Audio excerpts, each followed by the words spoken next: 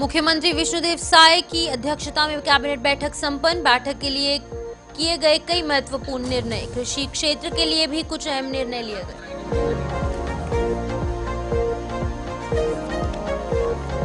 Deputy CM Arun Sao ने नगरीय निकायों के कार्यों की समीक्षा की। वीडियो कॉन्फ्रेंसिंग के माध्यम से वरिष्ठ विभागीय अधिकारियों के साथ नगर निगमों के आयुक्तों की ली बैठक। नगर पालिका और नगर पंचायतों के कार्यों की भी की समीक्षा।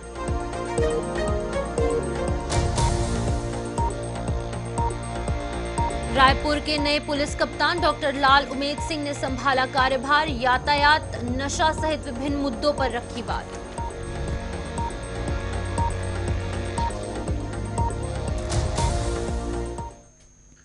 नमस्कार, छत्तीसगढ़ का एक खास बुलेटिन देख रहे हैं आप और मैं हूं आपके साथ शिफुन शर्मा। तो चलिए शुरुआत करेंगे बुलेटिन की। नया रायपुर स्थित महानदी भवन मंत्रालय में मुख्यमंत्री विष्णुदेव साय की अध्यक्षता में कैबिनेट की बैठक आयोजित की गई। इस बैठक में कई महत्वपूर्ण निर्णय लिए गए, जिसमें कि राज्य की वित्तीय स्थिति और कृषि क्षेत्र से जुड़ी पहलुओं पर चर्चा की गई। बैठक के बाद उप मुख्यमंत्री अरुण साव ने मीडिया से बात करते हुए बताया है कि मंत्रिपरिषद ने चतुर्थ राज्य वित्त आयोग की अनुशासनाओं पर शासन की एक्शन टेकन रिपोर्ट को विधानसभा के पटल पर रखने का निर्णय लिया है। इसके अलावा मुख्यमंत्री ने बताया कि कृषि क्षेत्र के लिए भी कुछ अहम निर्णय लिए गए। खरीफ की अगर बात की जाए तो विपणन क्षेत्र 2022-23, 23-24 और 24-25 के विकेंद्रीकृत उपार्जन योजना में धान और चावल परिवहन की दर के लिए राज्य स्तरीय समिति की अनुशंसा दर को स्वीकृत किया गया है। साथ ही खरीफ विपणन क्षेत्र वर्ष की बात की जाए 2022 और 23 में राइस मिलों को लंबित प्रोत्साहन राशि की द्वितीय किश्त प्रदान किए जाने का निर्णय लिया गया। आप सबको जैसे विदित है कि माननीय मुख्यमंत्री विष्णुदेव साय जी ने द साबरमती रिपोर्ट को टैक्स फ्री घोषित करने का निर्णय किया था, जिसके परिपालन में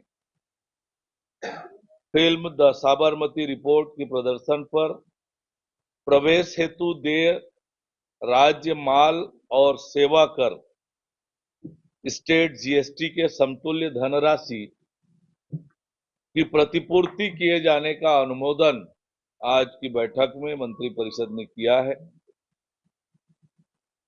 खरीफ विपणन वर्ष 2022-23, 2023-24 और 2024-25 के विकेंद्रीकृत उपार्जन योजना में धान एवं चावल परिवहन के दर के लिए राज्य स्तरीय कमेटी एसएलसी की अनुशंसा दर स्वीकृत किए जाने का अनुमोदन किया गया। भारत सरकार परिवहन के लिए एक निश्चित राशि देती है और वास्तविक जो व्यय है उसका आकलन राज्य स्तरीय कमेटी करती है एसएलसी। तो जो डिफरेंस की राशि है वो राज्य सरकार परिवहनकर्ताओं को भुगतान करती है। तो वो 2022-23, 23-24, 24-25 के लिए जो अनुशंसा की है राज्य स्तरीय समिति ने, उस दर से भुगतान करने का अनुमोदन मंत्रिपरिषद ने किया है। उप मुख्यमंत्री अरुण साव ने नगरीय निकायों के कार्यों की समीक्षा की। उप मुख्यमंत्री ने वरिष्ठ विभागीय अधिकारियों के साथ नगर निगमों के आयुक्तों की वीडियो कॉन्फ्रेंसिंग के माध्यम से बैठक ली, जिसमें कि नगर पालिकाओं और नगर पंचायतों के कार्यों की भी समीक्षा की गई। बैठक में नगरीय प्रशासन विभाग के सचिव डॉक्टर बसवराज, संचालक कुंदन कुमार और सीईओ शशांक पांडे भी मौजूद थे। रायपुर के नए पुलिस कप्तान डॉक्टर लाल उमेद सिंह ने कार्यभार संभालते हुए रायपुर को एक नई दिशा देने का प्रयास किया है, जहां पर सबसे पहले रायपुर की बड़ी समस्या यातायात से निजात दिलाने के लिए ई रिक्शा और ऑटो को मुख्य मार्गों पर प्रतिबंधित किया है। हालांकि ये ट्रायल बेस पर है, लेकिन एक हफ्ते के लिए इसे प्रतिबंधित किया गया है। नहीं, हम लोगों का नशे के विरुद्ध में इस पर स्तर पर सीधे कार्रवाई के निर्देश है। और जो भी जगह जहाँ भी इस प्रकार का शिकायत है उन जगहों पर वो भी तैनात करें और थोड़ा भी अगर मिलता है तो उसमें उनके विरुद्ध में कार्रवाई करें और उसके बैक एंड पर जाएं ताकि हम उनके गिरोह का पूरा पर्दाफाश कर सकें। और उसी के तहत में जितने भी अभी कार्रवाई हो रही है उन सब में सिर्फ जिनके पास में मिलता है वही नहीं, बल्कि उसके पीछे में जिनके बेचने वाले हैं, जिनके सप्लाई करने वाले हैं, उनके विरुद्ध में कार्रवाई की जाए। ये नए साल को लेकर क्या तैयारियां हैं सर, क्योंकि उस दिन काफी ज्यादा भीड़ भाड़ और नशे में लोग नशे की हालत में रहेंगे। इसके संबंध में मेरे द्वारा जितने बड़े आयोजक हैं जिसमें होटल, रेस्टोरेंट और आउटर में जो जगह है जहाँ आयोजन किए जाते हैं उन्हीं सभी आयोजकों को यहाँ कंट्रोल रूम में बुला करके मीटिंग ली गई जिसमें लगभग 150 लोग उपस्थित हुए थे।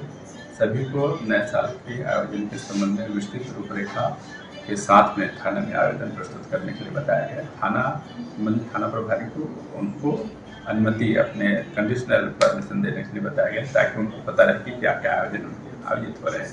उस कंडीशनल परमिशन में उनके द्वारा यातायात के लिए वॉलंटियर्स लगाए जाने के संबंध में, उसके जो आयोजन कर रहे हैं उसमें किस प्रकार के खाने पीने के सामान उनके द्वारा परोसा जा रहा है उसके संबंध में वैधानिक लाइसेंस लेने के बाद में ही उसको उपयोग करें।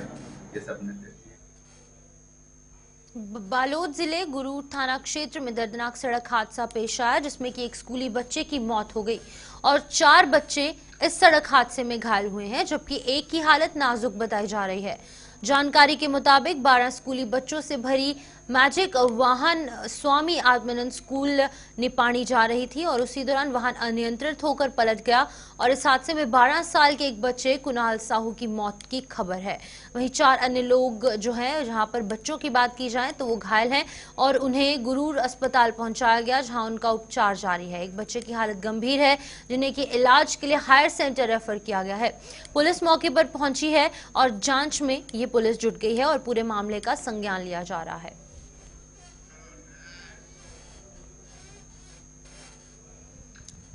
सक्ती जिले के चंद्रपुर नगर के एचपी पेट्रोल पंप के पास एक हादसा पेश आया जहां पर चलते हुए बाइक में अचानक आग लग गई। हादसे में बाइक सवार शिवम गुप्ता बाल बाल बचे, जबकि बाइक पूरी तरीके से जलकर राख हो गई। जानकारी के मुताबिक कुछ दिन पूर्व मुख्यमंत्री के कार्यक्रम के दौरान सारगढ़ जो थाना है उस क्षेत्र में टीमर लगा से ये बाइक चोरी हुई थी और चोरी की वाहन लावारिस हालत में पड़ी थी। बाइक मालिक वाहन को अपने घर ला रहे थे, तभी ये बड़ा सड़क हादसा जो है वो पेश आया।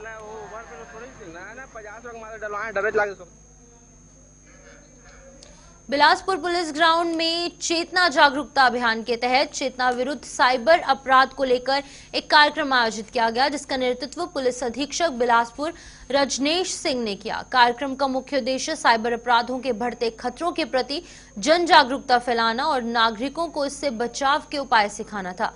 इस अवसर पर साइबर क्राइम रिपोर्टिंग पोर्टल के टोल फ्री नंबर 1930 यानी कि 1930 के स्टिकर जारी किए गए जो कि लोगों को साइबर अपराध की रिपोर्टिंग के लिए प्रोत्साहित करेगी। इन स्टिकर्स को पुलिस अधिकारियों, पेट्रोलिंग के वाहन, चेतन मित्रों, मीडिया कर्मियों और आमजन के निजी वाहनों पर लगाया गया ताकि ज्यादा से ज्यादा लोग इस सुविधा का लाभ उठा पाएं। का नंबर है, टोल फ्री नंबर है। इसमें अगर किसी को भी साइबर फ्रॉड किसी के साथ भी होता है तो इमीडिएट इस नंबर पर कॉल करके अपना रिपोर्ट रजिस्टर करा सकता है। और ये NCR की पोर्टल जो है अपना national cyber crime reporting portal, उसमें उसकी कंप्लेंट रजिस्टर्ड हो जाती है और उसमें पुलिस इमीडिएट उसमें इन्वेस्टिगेशन करती है।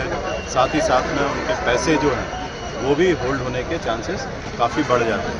तो इसलिए इस नंबर को ज़्यादा से ज़्यादा लोगों में इसको प्रचारित कर रहे हैं हम लोग। निर्वाचक नामावली पुनर्निरीक्षण को लेकर अपर कलेक्टर गजेंद्र ठाकुर ने प्रेस कॉन्फ्रेंस की। इस दौरान उन्होंने कहा कि विकास खंडवार समस्त पंचायतों का त्रिस्तरीय पंचायतों के आम चुनाव और नगरपालिका 2024 और 25 करवाए जाने फोटो युक्त निर्वाचक नियमावलियों को तैयार करने लगे हैं। बता दें कि पूर्व में सुकमा जिले में लगभग 4000 से अधिक नए वोटर्स के नाम जोड़े गए। जिले में 6 नवंबर 2024 तक की अंतिम समय जो है वो तिथि ये रखी गई थी, जिसे कि संशोधन करते हुए निर्वाचकों की अंतिम नियमावली को अंतिम समय सीमा 15 जनवरी 2025 तक की गई है। नगर पालिका के लिए जो कदम हुई था 1 जनवरी 2025 को जो 18 सालों का उनका था, परंतु इसमें ये रहा है कि हमारी जो दावा करके जो प्राप्त करने की जो तारीख है इसमें वो था आपका 6/1/2025 था। दावे का जो निपटारा हमको करना था वो 9/1/2025 को करना है।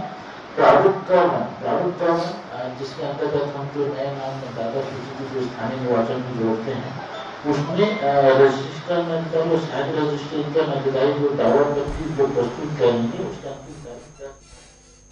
वहीं पुलिस लाइन रुद्री में आज पुलिस आरक्षक संवर्ग भर्ती परीक्षा प्रक्रिया में पुलिस अधीक्षक धमत्री आंजनेय और साथ ही साथ भर्ती कमेटी के सदस्यों की उपस्थिति में गरियाबंद जिले के 2000 अभ्यर्थियों को बुलवाया गया था, जिसमें लगभग 832 अभ्यर्थी उपस्थित हुए, जिनमें से कि लगभग 760 अभ्यर्थी ही पात्र पाए गए, जिनका कि 100 मीटर दौड़ और 800 मीटर दौड़, गोला फेंक, लंबी कूद, ऊंची कूद सहित शारीरिक दक्षता का परीक्षा यहां पर लिया गया।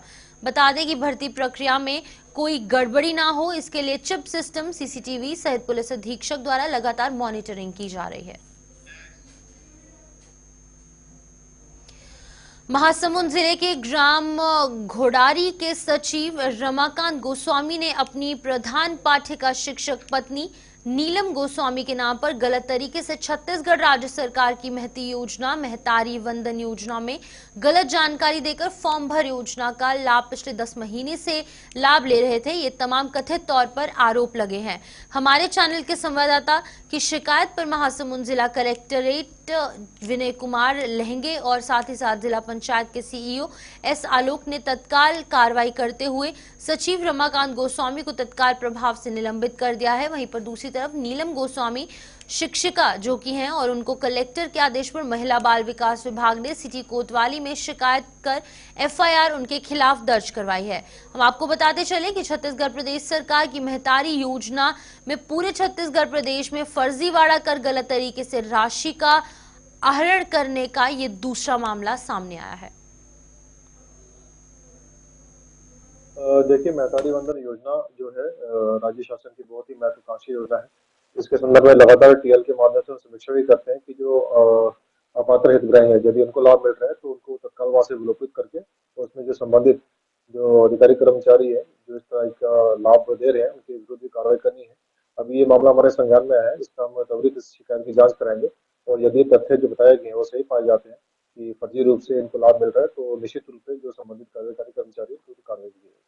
जो महतारी वंदन में हमारा आदेश मिले रही से कि सचिव भी फॉर्म भर सकते और रोजगार सहायक और आंगनबाड़ी कार्यकर्ता तो तीनों झला हमारा ऊपर से आदेश रही से कि फॉर्म भरना है महतारी वंदन योजना में से करके तो हमारा बहुत सारा जो फॉर्म ही बोला तो हम भरवा चुके रहे ना। जो थोड़ा से बचे रही फॉर्म वाला सचिव सर आके लेगी से ओला ले जाके वो कहाँ भरवाई से चॉइस सेंटर में भरवाई से अपन मोबाइल में भरवाई से नहीं जाना। इसके लिए होल्ड का ऑप्शन दिया गया तो हम लोग इसको इंक्वायरी के लिए डाल दिए हैं और इस तरह के जितने भी प्रकरण है सबको हम होल्ड करें।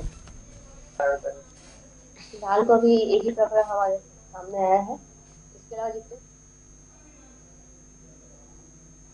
पुलिस अधीक्षक आंजनेय के निर्देशन में अतिरिक्त पुलिस अधीक्षक शैलेंद्र पांडे के नेतृत्व में सामुदायिक पुलिसिंग के तहत धमत्री पुलिस थाना खल्लारी द्वारा नक्सल क्षेत्र के ग्राम खल्लारी नयापारा में क्रिकेट प्रतियोगिता का आयोजन किया गया, जिसमें थाना क्षेत्र के अलग अलग ग्रामों के मुहकोट, खल्लारी, बुड्रापारा, चमेंदा के साथ साथ 4 टीमों ने हिस्सा लिया, जिसमें कि ग्राम मुहकोट की टीम विजेता रही और ग्राम खल्लारी नयापारा की टीम उप विजेता रही। प्रथम विजेता टीम ग्राम मुहकोट को 2100 रुपए की नगद राशि से सम्मानित किया गया और उप विजेता टीम खल्लारी नयापारा को 1100 रुपए इनाम की राशि पुरस्कृत की गई।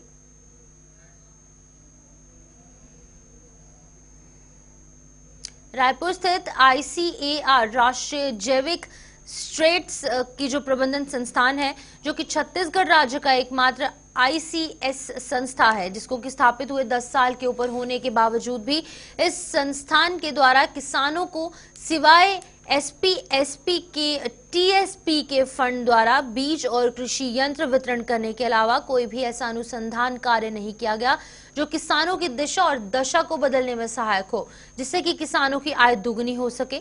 हालांकि एक आरटीआई कार्यकर्ता ने खुलासा किया है कि 30 अक्टूबर 2024 को आईसीएआर द्वारा खुलासा हुआ है कि पीके घोष, जो कि पिछले 5 साल से निदेशक पद का दुरुपयोग करते हुए अपने आप को कुलपति कहलवाना और लिखवाना पसंद करते हैं, जो सरासर गलत है। आरटीआई यानी कि राइट टू इंफॉर्मेशन खुलासे से ये भी पता चला है कि जो ये कुलपति का पद लिख रहे हैं, ये केंद्रीय सिविल सेवा नियमावली 1964 के विरुद्ध है। उन्होंने अपने कर्तव्य निर्वहन में गंभीर अपराध की श्रेणी में कार्य किया है, जिसकी की जांच होना अभी बाकी है। तो चलिए, खबर छत्तीसगढ़ में फिलहाल इतना ही। दीजिए इजाजत और आप बने रहिए गुलिस्तान न्यूज के साथ।